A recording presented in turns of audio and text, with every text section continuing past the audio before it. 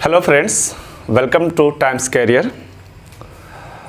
Previous class में अगर हम बात करें तो हम लोगों ने प्रकाश का परावर्तन, रिफ्लेक्शन ऑफ लाइट का स्टडी किए थे। और आज का जो हमारा क्लास है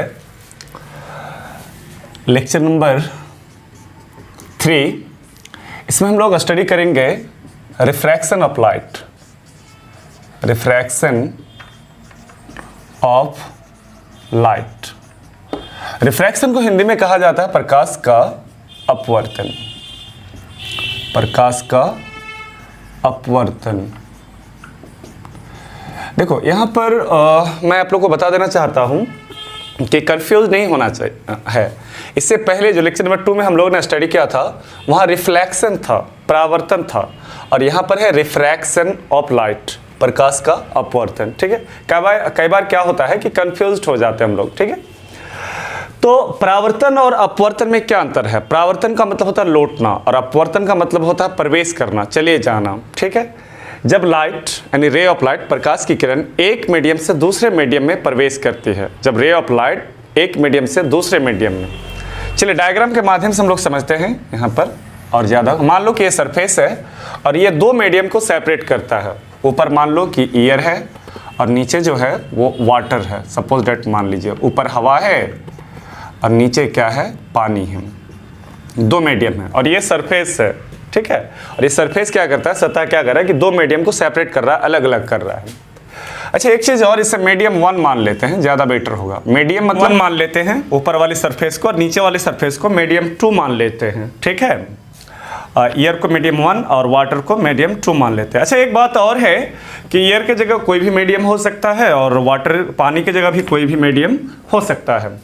अब मान लो कि ये सरफेस है जो दो मीडियम को सेपरेट कर रहा है और यहाँ पर एक हमने क्या किया, नॉर्मल डाल दिया। इस नॉर्मल को एन डैश मान लेते हैं हम लोग। ठीक है, तो जब रे ऑफ लाइट, प्रकाश की किरण एक मीडियम से दूसरे मीडियम में जाती है, एक मीडियम से दूसरे मीडियम में जाती है, तो वो अपने मूल पथ से यानी जो जिस रास्ते, चूंकि हम लोग जानते हैं कि प्रकाश सीधी रेखा में गमन करती है, हम लोगों ने पढ़ा था प्रॉपर्टीज ऑफ लाइट में। ठीक है, लेक्चर नंबर 1 में कि प्रकाश जो है होमोजेनियस मीडियम में सीधी रेखा में गमन करती है। लेकिन जब रे ऑफ लाइट एक मीडियम से दूसरे मीडियम में जाती है, ठीक है, मान लो कि ये जो किरण है आपतित किरण है और ये आपतित किरण कौन सा मीडियम में आ रही है, हवा या एयर में आ रही है, तो लाइट को ना ऐसे जाना चाहिए, स्ट्रेट फॉरवर्ड जाना चाहिए था, क्योंकि प्रकाश सीधी रेखा में गमन करती है। लेकिन ये सीधी रेखा में नहीं जाएगी बल्कि अभिलंब की ओर क्या हो जाएगा, मुड़ जाएगी। ये जो रे ऑफ लाइट है, प्रकाश की किरण है, वो अभिलंब की ओर मुड़ जाएगी। क्वेश्चन उठ रहा है कि सर क्या अभिलंब की ओर मुड़ जाएगी या अभिलंब से दूर हटेगा? वो सेकेंडरी बात है कि कब अभिलंब की ओर मुड़ेगा और कब अभिलंब से दूर होगा, वो मैं आपको इस डेफिनेशन के बाद, कंसेप्ट के बाद मैं बता दूंगा स्टार पॉइंट में। ठीक है, तो हम लोग देख रहे हैं कि ये जो रे है वो बिल्कुल सीधा जाना चाहिए था, लेकिन वो अपने मूल पथ से, वर्जिनल रास्ते से, ठीक है, वो मुड़ जाते हैं। इस प्रकार जब रे ऑफ लाइट, प्रकाश की किरण एक मीडियम से दूसरे मीडियम में प्रवेश करती है तो वह अपने मूल पथ से विचलित हो जाती है और इस घटना को ही क्या कहा जाता है, रिफ्रैक्शन ऑफ लाइट, प्रकाश का अपवर्तन कहते हैं। ठीक है, और ये जो किरण देख रहे हैं आप, ये जो किरण है, इस किरण को कहते हैं इंसिडेंट रे, आपतित किरण। हिंदी में क्या बोलते हैं, आपतित किरण। और ये जो किरण आप देख रहे हैं इसे कहते हैं रिफ्रैक्टेड रे, अपवर्तित किरण। ठीक है, अभी परावर्तित भूल जाओ क्योंकि अपवर्तन की घटना चल रहा है। ठीक है, तो इस किरण को आपतित किरण कहते हैं और इस किरण को आपतित किरण और इसको अपवर्तित किरण कहते हैं, इंग्लिश में रिफ्रैक्टेड रे कहते हैं। और ये हमारा नॉर्मल है।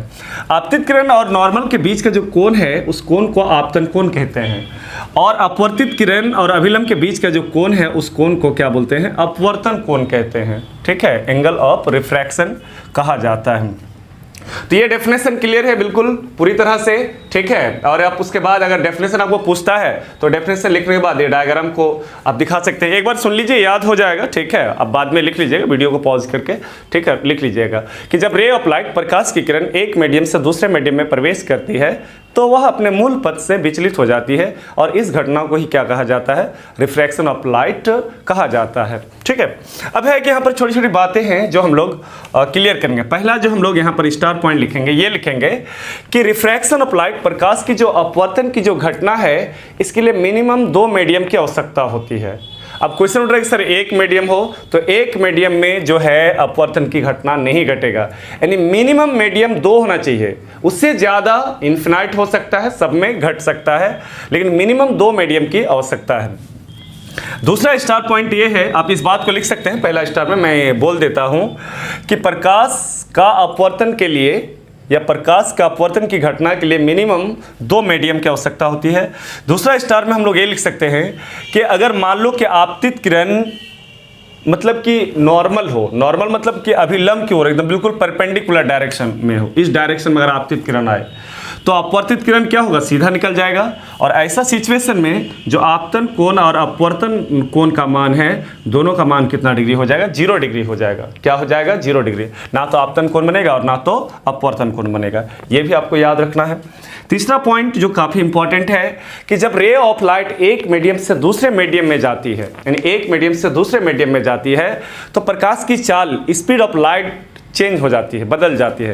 प्रकाश की इंटेंसिटी, तीव्रता बदल जाती है, यानी ऊपर ज़्यादा होगा और नीचे कम होगा। उसके बाद प्रकाश का वेवलेंथ जिसको हिंदी में तरंग दैर्घ्य बोलते हैं, वो चेंज हो जाता है, ठीक है। लेकिन प्रकाश का जो है फ्रीक्वेंसी, आवृत्ति चेंज नहीं होता है। तो ये काफ़ी इंपॉर्टेंट ऑब्जेक्टिव क्वेश्चन है, ठीक है। आप लोग यहाँ पर लिख लेना स्टार पॉइंट देके। मैं बोल देता हूं एक बार कि जब रे ऑफ लाइट एक मीडियम से दूसरे मीडियम में जाती है तो प्रकाश की चाल, स्पीड, वेवलेंथ, तरंगदैर्घ्य, इंटेंसिटी सब कुछ बदल जाती है, लेकिन प्रकाश का फ्रीक्वेंसी, आवृत्ति चेंज नहीं होता है, ये अपरिवर्तित रहता है। तो कई बार ये ऑब्जेक्टिव क्वेश्चन में पूछा गया है, ठीक। अच्छा, यहाँ पर हम लोग आगे की ओर बढ़ते हैं। आगे की ओर हम लोग कि यहाँ भी प्रकाश का अपवर्तन का भी 2 नियम है।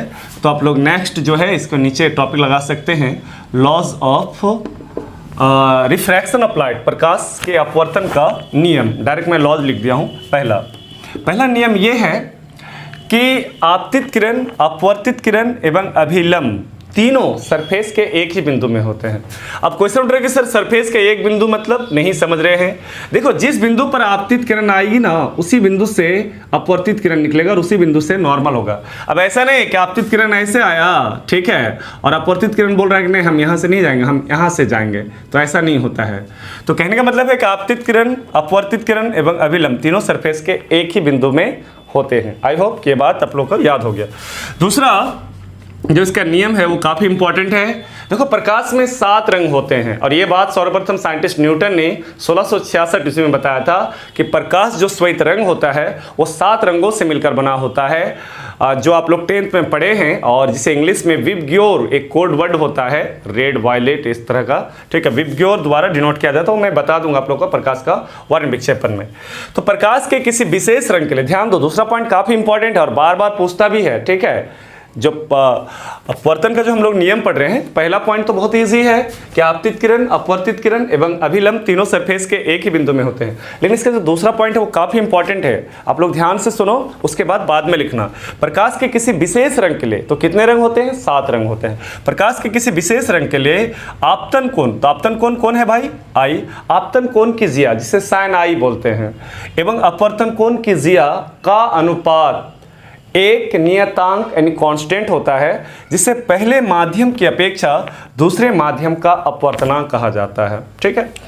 तो कहने का मतलब है कि जो दूसरा नियम हमारा वो है कि साइन आई आपतन कोण की जिया, साइन को जिया कहा जाता है, और अपवर्तन कोण, तो अपवर्तन कोण कौन है, आर है, तो साइन आई बटे साइन आर, इन दोनों का जो अनुपात होता है, आपतन कोण का जिया और अपवर्तन कोण का जो अनुपात होता है, वो अनुपात एक कांस्टेंट मान देता है, और इस कांस्टेंट मान को पहले मीडियम की अपेक्षा दूसरे मीडियम का अपवर्तनांक कहा जाता है, और अपवर्तनांक को म्यू द्वारा डिनोट किया जाता है। अपवर्तनांक को किसके द्वारा डिनोट किया जाता है, म्यू द्वारा डिनोट किया जाता है।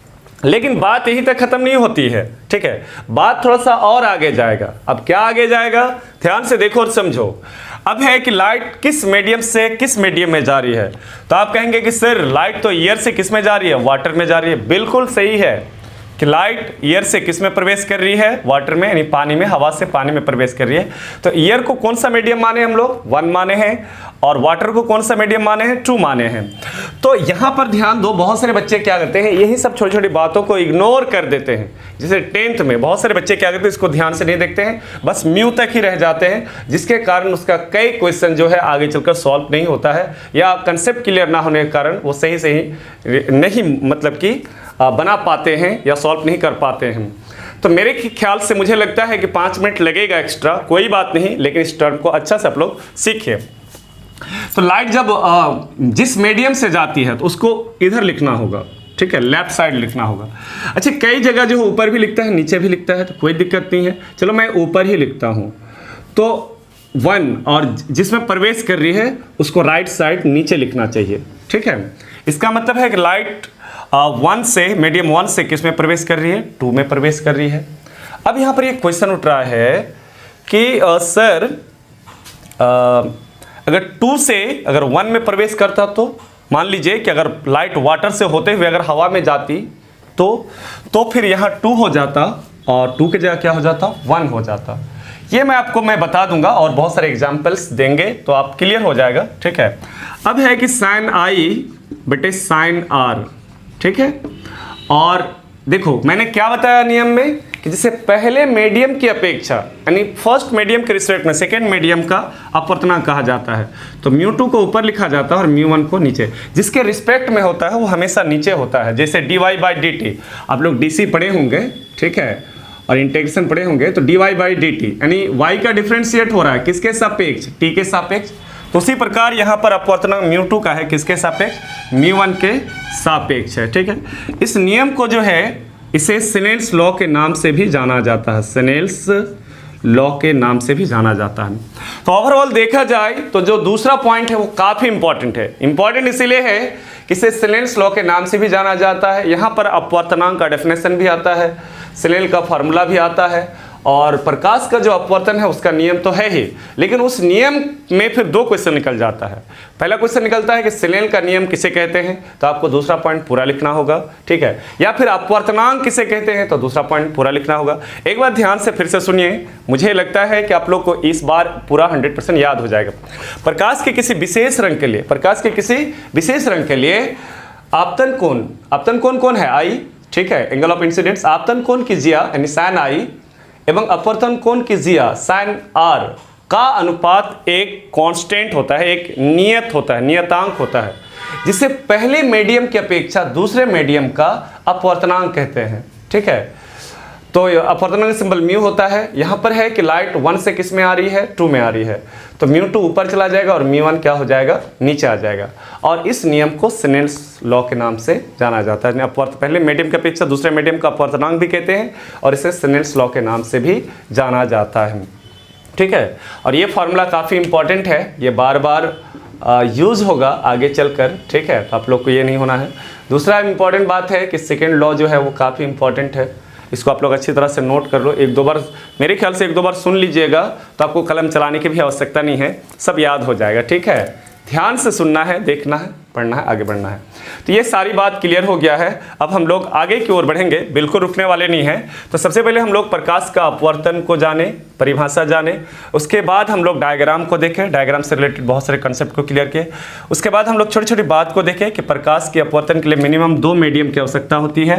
प्रकाश अगर लंबवत आती है सरफेस पर तो फिर आपतन कोण और अपवर्तन कोण का मान 0 डिग्री हो जाएगा। जब प्रकाश एक मीडियम से दूसरे मीडियम में जाती है तो प्रकाश की चाल, प्रकाश की वेवलेंथ, प्रकाश की इंटेंसिटी, जिसको तीव्रता बोलते हैं, वेवलेंथ तरंगदैर्घ्य, वेव लेंथ, वेव मतलब तरंग और लेंथ मतलब लंबाई, तरंगदैर्घ्य जिसको बोलते हैं, सब कुछ बदल जाती है। लेकिन लाइट का फ्रीक्वेंसी, आवृत्ति नहीं बदलता है। आवृत्ति मतलब वाइब्रेशन, अगर ऊपर 1 सेकंड में 20 बार करता है तो नीचे भी 20 बार ही वाइब्रेशन करता है, ठीक है। सब कुछ बदल जाता है लेकिन फ्रीक्वेंसी नहीं बदलता है। उसके बाद हम लोग उसका नियम को देखें अपवर्तन का। तो नियम था कि आपतित किरण, अपवर्तित किरण एवं अभिलंब तीनों सरफेस के एक ही बिंदु में होते हैं। और दूसरा पॉइंट था कि प्रकाश के किसी विशेष रंग के लिए आपतन कोण की जिया यानी साइन आई एवं साइन आर का अनुपात एक कांस्टेंट होता है, जिसे पहले मीडियम की अपेक्षा दूसरे मीडियम का अपवर्तनांक कहा जाता है। उसके बाद इस फार्मूला को ऐसे तोड़ दिए हम लोग, ठीक है, इसे स्नेल्स लॉ कहते हैं। अब है कि ये जानेंगे हम लोग सबसे पहले कि इसको पढ़ा क्या जाता है, इसको पढ़ा क्या जाता है। बहुत सारे लोग पढ़ने ही नहीं जानते हैं, ठीक है। तो सबसे पहले ये इसको पढ़ना सीखिए कि क्या है, ठीक है। बस वो μ2 μ1 या फिर इधर उधर 1 2 2 या मतलब कुछ भी वो जो है ना गलत सही उसको पढ़ लेते हैं। तो सबसे पहले है कि इसको पढ़ना सीखिए कि पढ़ा क्या जाता है, ठीक है। सीख लेने के बाद आप भूलेंगे नहीं। अगर हम बात करें यहाँ पर कि μ2 विथ रिस्पेक्ट टू μ1, म्यू को अपवर्तनांक बोलते हैं, तो इसका पूरा नाम है कि रिफ्रैक्टिव इंडेक्स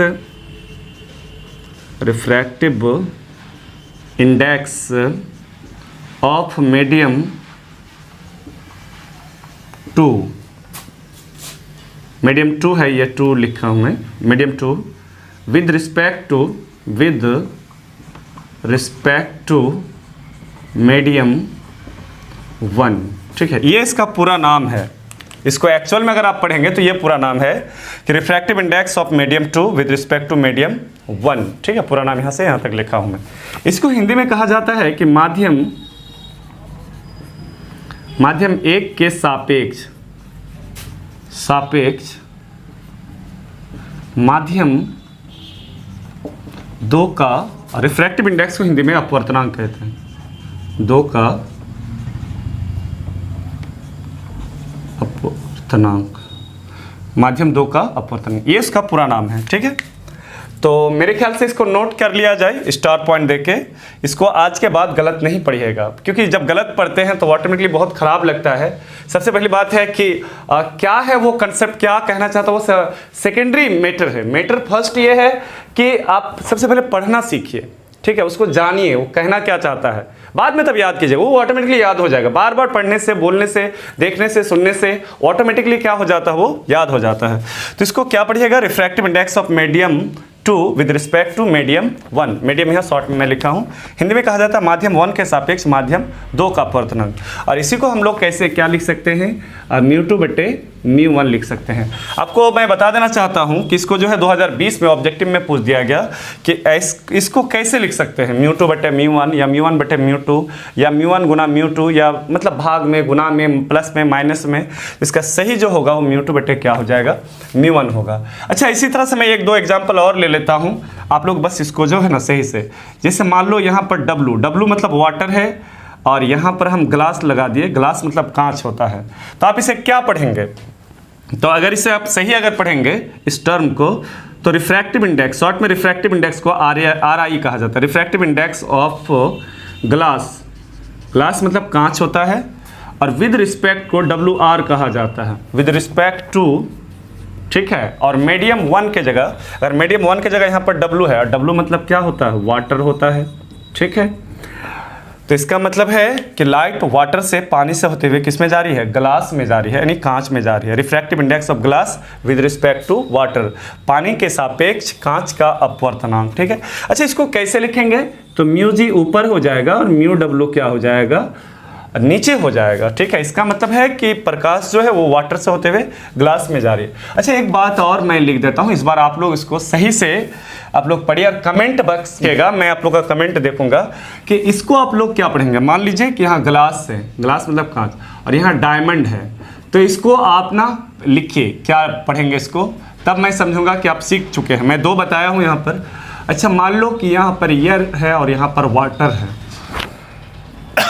ये फॉर ये W फॉर वाटर, तो आप इसको क्या पढ़ेंगे, जैसे मैं यहाँ पर इसको लिखा हूँ पूरा नाम, यहाँ भी लिखा हूँ पूरा नाम, आप शॉर्ट में यहाँ पर लिख सकते हैं। तो मैं अगर आप ये दोनों कमेंट बॉक्स में लिखेंगे तो मैं समझ जाऊँगा कि नहीं आप लोगों ने पढ़ना सीख लिया, ठीक है। तो आई होप कि ये अपवर्तन का था और उसका नियम था और उससे रिलेटेड छोटी छोटी बातें थी, सब क्लियर है। ये फार्मूला बहुत इंपॉर्टेंट है आगे चलेगा। और दूसरा पॉइंट जिसमें अपवर्तनांक का डेफिनेशन और सिग्नल्स लॉ आता है, ये भी काफ़ी इंपॉर्टेंट है। अब हम लोग नेक्स्ट टॉपिक पर बढ़ते हैं। हमारा रिफ्रैक्टिव इंडेक्स, ये भी काफ़ी इंपॉर्टेंट है और कई बार डेफिनेशन इसका पूछ चुका है, तो आप लोग भी टॉपिक लगा लो, अपवर्तनांक, ठीक है। देखो, अपवर्तनांक जो है एक्चुअल में ये जो है किसी मीडियम का डेंसिटी को बतलाता है, घनत्व को बतलाता है। जैसे हवा में प्रकाश की चाल क्या होगा, पानी का जो है घनत्व क्या है, कांच का क्या है, डायमंड का क्या है। अगर मैं ओवरऑल एक बात अगर से आपसे पूछूं कि अगर मैं आपको पानी में चलने दूं और सूखा रोड में चलने दूं तो किस में ज़्यादा चल पाएंगे, तो आप कहेंगे कि सर सूखा में ज़्यादा हम चल पाएंगे, पानी में कम चल पाएंगे, क्योंकि वहाँ रुकावट ज़्यादा उत्पन्न होगी। ठीक है, वही बात अगर मैं कहूँ आपसे कि पानी में और दलदल में चलने दो, तब किस में ज़्यादा चल पाएंगे? मान लीजिए 2 फीट पानी है, 2 फीट दलदल है, तो ऑब्वियसली अब पानी में ज़्यादा चल पाएंगे, किसकी अपेक्षा? दलदल, क्योंकि दलदल क्या होता है, वो मतलब कि रुकावट ज़्यादा उत्पन्न करता है चलने के दौरान। तो उसी प्रकार जब लाइट अलग अलग मीडियम में चलती है तो उसका डेंसिटी अलग अलग होने के कारण, ठीक है, डेंसिटी अलग अलग होने के कारण क्या होता है, उसका लाइट जो स्पीड होता है वो अलग अलग होता है। अच्छा, अपवर्तन में कुछ पॉइंट है जो कब मुड़ेगी, कब ये होगी, वो सारा चीज़ हम बता देंगे आप लोग को। अभी इसी परिभाषा के बाद मैं वो सारी पॉइंट बता दूंगा आप लोगों को। पहले इसको आप लोग समझिए कि क्या होता है अपवर्तनांक। अभी भी जस्ट हम लोग पढ़े कि साइन आई एवं साइन आर का अनुपात एक कांस्टेंट होता है, जिसे पहले मीडियम की अपेक्षा दूसरे मीडियम का अपवर्तनांक कहते हैं। या ये भी बोल सकते हैं साइन आई और साइन आर का जो अनुपात है वो एक कांस्टेंट होता है, जिसे अपवर्तनांक के नाम से जानते हैं। तो ये एक डेफिनेशन आ ही गया यहाँ पर। दूसरा डेफिनेशन देखा गया कि हवा या निर्वात में प्रकाश की चाल, हवा या निर्वात में प्रकाश की चाल। तो यहाँ पर हम लोग बोलेंगे speed of light, speed of light, हवा या निर्वात में प्रकाश की चाल इन एयर और वैक्यूम, वैक्यूम का मतलब होता है निर्वात, speed of light in air और वैक्यूम, और किसी मीडियम में ये 2 चीज़ नहीं आना चाहिए, कोई एयर और एक वैक्यूम। तो speed of light in medium, any medium में, तो एनी में ये 2 चीज़ नहीं आना चाहिए। तो हवा या निर्वात में प्रकाश की चाल एवं किसी मीडियम में प्रकाश की चाल का जो अनुपात होता है, उसी अनुपात को कहते हैं रिफ्रैक्टिव इंडेक्स, RI कहते हैं। ठीक है, तो ये फॉर्मूला आप लोग लिख लीजिए और ध्यान से सुनिए, एक बार याद हो जाएगा आपको। ठीक है, एकदम रटना ही नहीं है, सुनना है और लिखना है। ठीक है, आपको 2 बार 3 बार पढ़ना ही नहीं, बस 2 बार 3 बार सुन लेना है और आपको एक बार ऐसे आप बोलेंगे तो याद हो जाएगा। मैं उम्मीद करता हूं कि आपको बिना कलम चलाए ही जो है ना सब ऑब्जेक्टिव शॉर्ट क्वेश्चन सब याद हो जाएगा। खाली थ्योरी थोड़ा सा रिवाइजिंग करना पड़ेगा। फिजिक्स का जो लॉन्ग थ्योरी होते हैं उसमें थोड़ा सा कैलकुलेशन होता है, ठीक है, तो उसको थोड़ा सा आपको देखना पड़ेगा, बाकी बात ये सब तो ऐसे ही याद हो जाएगा। तो हवा या निर्वात में प्रकाश की चाल एवं किसी मीडियम में प्रकाश की चाल के अनुपात को उस मीडियम का अपवर्तनांक कहते हैं। अपवर्तनांक को शॉर्ट में RI बोलते हैं, रिफ्रैक्टिव इंडेक्स। इसे म्यू द्वारा डिनोट किया जाता है। और हवा या निर्वात में प्रकाश की चाल C और किसी मीडियम में प्रकाश की चाल को V मान लिए, तो म्यू बराबर C/V हो गया। अच्छा, यहाँ पर C क्या है? Speed of light. इसका जो हवा या निर्वात में जो प्रकाश की चाल होता है वो 3 × 10⁻⁴ क्या होता है? 8 मीटर पर सेकेंड होता है। जबकि किसी मीडियम में प्रकाश की चाल, अलग अलग मीडियम में प्रकाश की चाल क्या होता है? वो अलग अलग होता है। तो वो सब जानेंगे हम लोग, देखेंगे। ठीक है, तो ये क्लियर हो गया, रेफरेंस में क्लियर हो गया, फॉर्मूला हो गया। दूसरी इंपॉर्टेंट बात है कि जो अपवर्तनांक है वो यूनिट लेस और डायमेंशन लेस होता है। Unit less and dimension less होता है। इसका मतलब है कि ना तो इसका यूनिट होता है और ना तो डायमेंशन होता है। ठीक है, यहाँ तक क्लियर है। एक समान अनुपातिक भौतिक राशि है और समान अनुपातिक भौतिक राशि का मात्रक नहीं होता और डायमेंशन भी नहीं होता है, और C का मान इतना है। ठीक है, अब है कि अलग अलग मीडियम में अगर मैं मीडियम की बात करूं तो μ4 क्या होता है? अपवर्तनांक। तो अगर हम यहाँ पर वैक्यूम की बात करें तो वैक्यूम का जो अपवर्तनांक होता है वो होता है 1 होता है। वैक्यूम का अपवर्तनांक क्या होता है? 1 होता है। यही बात अगर हम ईयर, हवा का अगर अपवर्तनांक की बात करें तो 1.0002 होता है। ठीक है, वहीं अगर हम आगे की ओर बढ़े, वाटर की ओर बढ़े, तो वाटर का जो अपवर्तनांक होता है वो होता है 4/3 यानी 1.33 होता है। वहीं अगर हम आगे की ओर बढ़े, ग्लास, कांच की अगर हम बात करें तो 3/2 होता है यानी 1.5 होता है। और एक डायमंड जिसको हीरा बोलते हैं, हीरा का अपवर्तनांक होता है 2.186 होता है, जिसे सॉरी स्टूडेंट, यहाँ पर लग रहा है कुछ मिस्टेक कर रहा हूँ मैं, यहाँ 4 होता है, 4 सॉरी लगता है मिस्टेक्स लिखा हूँ। और डायमंड का होता है 2.418 होता है। जी, ये एक्चुअल वैल्यू होता है, डायमंड का अपवर्तनांक होता है यानी डेंसिटी। ठीक, तो इसे 2.42 लिखा जाता है, 2.42 लिखा जाता है। ठीक है, तो ये वाला मान याद रखेंगे, नीचे वाला 2.4 भी याद रखेंगे, 2.42 भी, ऊपर वाला मान उतना, लेकिन एग्जैक्ट मान वही होता है। तो हम लोग देख रहे हैं कि अलग अलग मीडियम का जो अपवर्तनांक है वो अलग अलग होता है। कई बार यहाँ से क्वेश्चन पूछा गया है कि डायमंड का अपवर्तनांक कितना होता है, 2.42 होता है।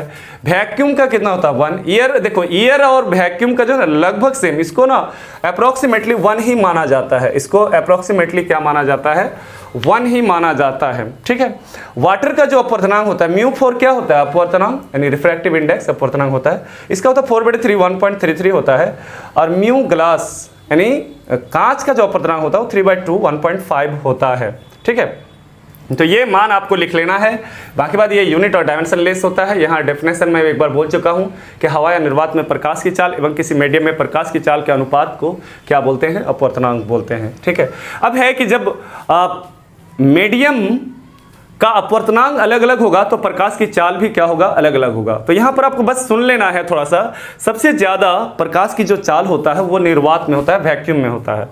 कई बार देखो अगर ऑप्शन में अगर दे दे ईयर और वैक्यूम तो फिर आपको वैक्यूम मारना है, अगर वैक्यूम ना रहे तो फिर क्या हो जाएगा, ईयर हो जाएगा, ठीक है। तो कई बार क्या होता है काफ़ी डीप जाके देखो, दोनों अप्रोक्सीमेटली हम लोग इक्वल ही मानते हैं, लेकिन अगर पूरी तरह से डीपली एनालिसिस करें तो निर्वात में थोड़ा सा ज़्यादा होता है किसकी अपेक्षा, ईयर। और सबसे कम किस में होता है, डायमंड में होता है, क्योंकि डायमंड का अपवर्तनांक क्या है, ज़्यादा है, ठीक है। तो ये सभी बात को आप लोग नोट कर ले। अब हम लोग यहाँ पर छोटी छोटी बात यहाँ से निकलेगा जो काफ़ी इंपॉर्टेंट है।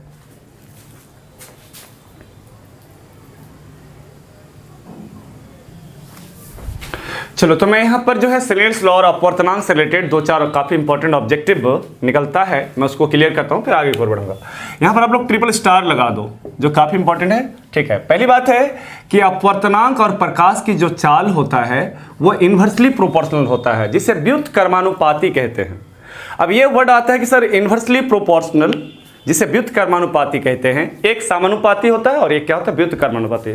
बहुत सारे ऐसे बच्चे हैं जो ये सब छोटी छोटी बात को इग्नोर कर देते हैं, जिसके कारण उसका फिजिक्स में कंसेप्ट क्लियर नहीं हो पाता है और उसका फिजिक्स काफ़ी वीक रह जाता है। वीक रहने का पहला रीज़न है कि छोटी छोटी बात देखो, x समानुपाती y इसको पढ़ा जाता है, और इसे पढ़ा जाता है x व्युत्क्रमानुपाती y पढ़ा जाता है, ठीक है। x व्युत्क्रमानुपाती 1/, व्युत्क्रमानुपाती होता है। इसका मतलब है कि y अगर बढ़ेगा तो x भी बढ़ेगा, और इसका मतलब है y अगर बढ़ेगा तो x क्या होगा, घटेगा, ठीक है। व्युत्क्रमानुपाती का मतलब होता है एक बढ़ने पर दूसरा घटता है, और समानुपाती का मतलब होता है एक बढ़ने पर दूसरा बढ़ता है।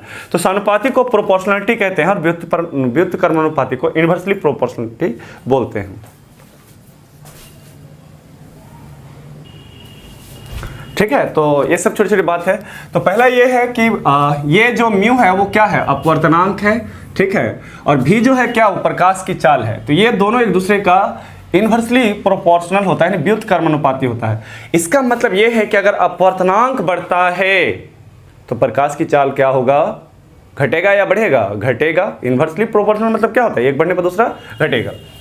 तो यहाँ पर मैं आप लोगों को बताना चाहता हूँ μ2/μ1, तो इसका फॉर्मूला पलट जाएगा, यहाँ v1 क्या हो जाएगा, v2। तो हम लोग सेलेनियस लॉ से जानते हैं यहाँ पर sin i/sin r। देखो तो यहाँ पर sin i क्या हो जाएगा, sin r। क्या था फॉर्मूला, μ2/μ1, ठीक है। तो sin i क्या हो जाएगा, sin r, और μ2/μ1 का जगह क्या हो जाएगा, v1/v2 हो जाएगा, ठीक है। तो ये आप लोग को याद रखना है। देखो एक फार्मूला तो ये होता ही है, sin i/sin r, μ2/μ1। इसमें आपतन कोण और अपवर्तन कोण का रिलेशन किसके साथ है, अपवर्तनांक के साथ है रिलेशन, और इसका प्रकाश की चाल के साथ। यही बात अगर हम वेवलेंथ तरंगदैर्घ्य से अगर बात करें तो तरंगदैर्घ्य का फार्मूला हो जाएगा sin i/sin r। उसमें क्या होता है कि जो प्रकाश की चाल है वो वेवलेंथ, यानी वेवलेंथ को लैम्डा द्वारा सूचित करते हैं। ये वेवलेंथ जिसे तरंगदैर्घ्य कहते हैं, लैम्डा तरंगदैर्घ्य, ठीक है, तरंगदैर्घ्य कहते हैं। तो ये क्या होता है, v समानुपाती लैम्डा होता है। तो इसका मतलब है कि यहाँ v1 v2 है, तो यहाँ भी क्या हो जाएगा, λ1/λ2 हो जाएगा। तो ये तीनों फार्मूला आप लोग को याद रखना है। कई बार क्या हुआ है कि यहाँ पर ऑब्जेक्टिव क्वेश्चन पूछा है, जैसे 2000 अगर हम 23 की बात करें तो ये वाला ऑब्जेक्टिव में उठा दिया है sin i/sin r, λ1/λ2 या λ2/λ1, ठीक है। तो ये थोड़ा सा ध्यान रखना, v1/v2, लेकिन अपवर्तनांक का क्या होता है, रेसिप्रोकल होता है। तो आई होप कि ये बात आप लोग समझ गए होंगे कि देखो जब प्रकाश की स्पीड बढ़ेगा तो उसका दूरी भी क्या होगा, बढ़ेगा। तो v समानुपाती लैम्डा होगा ना, मतलब प्रकाश का अगर स्पीड बढ़ेगा, अगर आप ज़्यादा दौड़ रहे हैं स्पीड किसी की अपेक्षा, तो आपका डिस्टेंस क्या हो जाएगा ज़्यादा। अगर आपका दोस्त 20 की स्पीड से दौड़ रहा है, आप 40 की स्पीड से, दोनों 1 मिनट दौड़ा, तो आपका जो है डिस्टेंस ज़्यादा हो जाएगा और उसका डिस्टेंस क्या होगा। डिस्टेंस को ही ऑप्टिक्स की भाषा में वेवलेंथ बोलते हैं, तरंग दैर्घ्य बोलते हैं। कंफ्यूज नहीं होना है, ठीक है। तो ये तीनों जो फॉर्मूला है वो काफ़ी इंपॉर्टेंट है, ठीक। और एक बात मैं यहाँ पर क्लियर कर देना चाहता हूँ, यहीं पर मैं स्टार देके मैं बता देना चाहता हूँ, ठीक है। आप लोग इसको लिख लेना, स्टार देके अच्छा रहेगा कि देखो ये मतलब कि ये जो है आपका एयर था और नीचे क्या था आपका वाटर था, ठीक है। और ये नॉर्मल था आपका एन डैश, और लाइट को ऐसे आना चाहिए था लेकिन वो अभिलंब की ओर मुड़ गया था। ये आपतन कोण था, ये अपवर्तन कोण था। तो कब मुड़ता है, जब देखो ऊपर वाला जो हल्का माध्यम है, हल्का माध्यम को सरल माध्यम कहते हैं, सरल माध्यम कहते हैं। सरल या विरल नाम है, एक और नाम है, इसी को विरल भी बोलते हैं, विरल, सरल या विरल। इंग्लिश में कहते हैं रेरर मीडियम, रेरर मीडियम, ठीक है। और नीचे जो वाटर है उसे सघन माध्यम कहते हैं, सघन माध्यम कहते हैं, ठीक है। मैं वहाँ लिखना भूल गया था शायद, डेंसर मीडियम, डेंसर मीडियम। आप लोग डायग्राम भी बना लोगे और लिख लोगे तो अच्छा रहेगा। मैं यहाँ पर अच्छा से क्लियर कर देता हूँ सब बात को। देखो ऊपर ईयर है तो ईयर को सरल या विरल माध्यम कहते हैं, और नीचे जो वाटर है वो सघन या डेंसर मीडियम कहते हैं। अब कैसे पहचानेंगे, जिसका अपवर्तनांक कम होगा वो सरल माध्यम है या विरल माध्यम है, और जिसका अपवर्तनांक ज़्यादा हो, देखो यहाँ पर अपवर्तनांक, अगर कोई भी दो अगर हम कंपेयर करते हैं, वैक्यूम, एयर, वाटर, ग्लास या डायमंड, तो जिसका अपवर्तनांक ज़्यादा होगा वो क्या होगा, वो सघन, और जिसका अपवर्तनांक कम होगा वो कौन सा मीडियम है, सरल माध्यम है। इतनी बात तो क्लियर है, ठीक है। तो प्रकाश जब सरल से सघन की ओर जाएगा तो अपवर्तित किरण जो है वो अभिलंब की ओर मुड़ेगा, लेकिन जब प्रकाश सघन से सरल की ओर जाएगा तो अभिलंब से क्या होगा, दूर हटेगा। मान लो कि इधर से अगर लाइट जाती है तो वो क्या हो जाएगा, ऐसा जाना चाहिए, ये अभिलंब से दूर भागेगा, ठीक है। सरल से सघन की ओर जाएगा तो अभिलंब की ओर मुड़ेगा, लेकिन सघन से अगर सरल की ओर जाती है तो अभिलंब से दूर हटेगा। आई होप कि ये बात आप लोगों को क्लियर है। अब हम लोग नेक्स्ट टॉपिक की ओर बढ़ेंगे। तो नेक्स्ट टॉपिक है किसी पदार्थ का जो अपवर्तनांक है, रिफ्रैक्टिव इंडेक्स है, वो किन किन बातों पर निर्भर करता है। यानी हम लोग जो देख रहे थे कि मीडियम का जो डेंसिटी है किसी का ज़्यादा होता है, किसी का कम होता है, या अपवर्तनांक कम ज़्यादा होता है, तो ये किन किन चीज़ों पर निर्भर करता है। तो किसी भी पदार्थ का जो अपवर्तनांक है वो मेनली 4 बातों पर निर्भर करता है। पहला जो है वो है माध्यम की प्रकृति, माध्यम की प्रकृति, माध्यम की प्रकृति पहला पॉइंट है। इसको इंग्लिश में कहते हैं nature of medium, nature of medium. अब क्वेश्चन उठा है सर क्या होता है नेचर ऑफ मीडियम, माध्यम की प्रकृति। अब मान लो कि ठोस है, ठोस, तो ठोस में कौन कौन सा मीडियम है, कांच, तो कांच का अपवर्तनांक क्या है, अलग अलग है। हीरा, डायमंड का अपवर्तनांक क्या है, अलग अलग है। उसी प्रकार बहुत सारे ऐसे ठोस है, मीडियम है, जिसका अपवर्तनांक क्या होता है, अलग अलग होता है। तो पहला जो इसका प्रभाव है वो है माध्यम की प्रकृति, यानी प्रकृति जब अलग अलग होता है मीडियम का तो उसका अपवर्तनांक भी क्या होता है, अलग अलग होता है। दूसरा है माध्यम का भौतिक अवस्था, भौतिक अवस्था, इसे इंग्लिश में कहते हैं physical state of nature, physical state of nature, ठीक है। सॉरी मीडियम होगा यहाँ पर, फिजिकल स्टेट ऑफ मीडियम होगा। तो माध्यम का भौतिक अवस्था, जैसे कि मान लीजिए कि भौतिक अवस्था का मतलब होता है फिजिकल स्टेट। तो वर्तमान जो माध्यम है वो 3 ही मेन मीडियम है, एक ठोस है, एक द्रव है और एक गैस है। देखो इन दोनों पॉइंट में ना स्टूडेंट कंफ्यूज्ड हो जाता है। ठोस, द्रव, गैस, इसको कहा जाता है माध्यम का भौतिक अवस्था। तो आप देख रहे थे कि हवा क्या है, गैस है, तो हवा में अपवर्तनांक कितना होता है, हवा या निर्वात में 1 होता है। पानी का कितना होता है, 1.33 होता है। कांच का कितना होता है, 1.5, या फिर डायमंड का कितना होता है, 2.42 होता है। तो कहने का मतलब है कि अलग अलग अवस्था का, अलग अलग स्टेट का जो अपवर्तनांक होता है वो अलग अलग होता है। तो उसका स्टेट भी जिम्मेदार है, यानी फिजिकल स्टेट, भौतिक अवस्था भी जिम्मेदार है। और उसका नेचर, अब मान लीजिए कि 3 तरह का भौतिक अवस्था है, लेकिन हर भौतिक अवस्था में भी बहुत सारा पदार्थ है, टाइप है, ठीक है। तो वो हो जाएगा माध्यम की प्रकृति। जैसे ठोस में मैंने बताया कांच हो गया, कांच में डिफरेंट टाइप हो गया, डायमंड हो गया, या फिर और बहुत सारे ऐसे चीज़ है, प्लास्टिक हो गया, तो सबका अपवर्तनांक क्या हो जाएगा, अलग अलग हो जाएगा। यानी एक भौतिक अवस्था में भी टाइप होता है। दूसरा है कलर ऑफ लाइट। पहले इंग्लिश हो गया, मैं हिंदी लिख देता हूँ, ठीक है। प्रकाश का रंग, तो हम लोग जानते हैं कि 7 प्रकाश होता है, प्रकाश का रंग, ठीक है। और प्रकाश में कितने रंग होते हैं, 7 रंग होते हैं, और 7 रंगों का जो रिफ्रैक्टिव इंडेक्स होता है वो क्या होता है, अलग अलग होता है। तो तीसरा कारण है प्रकाश का रंग है। और चौथा जो है, यहाँ पर इंग्लिश पहले हो गया, हिंदी बाद में, कोई बात नहीं, ठीक है। माध्यम का ताप, टेम्परेचर ऑफ मीडियम, ठीक है, टेम्परेचर ऑफ मीडियम। तो मीडियम का टेम्परेचर अगर कम बेस होगा तो पदार्थ का जो अपवर्तनांक है वो क्या होगा, कम बेस होगा। तो क्वेश्चन ये पूछ सकता है किसी पदार्थ का अपवर्तनांक किन किन बातों पर निर्भर करती है। तो मेनली 4 बातों पर निर्भर करती है। माध्यम की प्रकृति, माध्यम का भौतिक अवस्था, 3 अवस्था है, ठोस, द्रव और गैस, कलर ऑफ लाइट, प्रकाश में 7 रंग होते हैं और 7 रंगों का जो वेवलेंथ होता है वो क्या होता है, अलग अलग होता है। और लास्ट है माध्यम का ताप, टेम्परेचर ऑफ मीडियम, ठीक है। मीडियम यानी टेम्परेचर मीडियम का, मान लो कहीं गर्म है, टेम्परेचर ज़्यादा है, कहीं कम है, तो ऑब्वियसली प्रकाश का जो स्पीड होगा वो कम बेस हो जाएगा, क्योंकि उसका अपवर्तनांक क्या हो जाएगा, चेंज हो जाएगा। तो ये 4 मेन फैक्टर है जो अपवर्तनांक को प्रभावित करता है।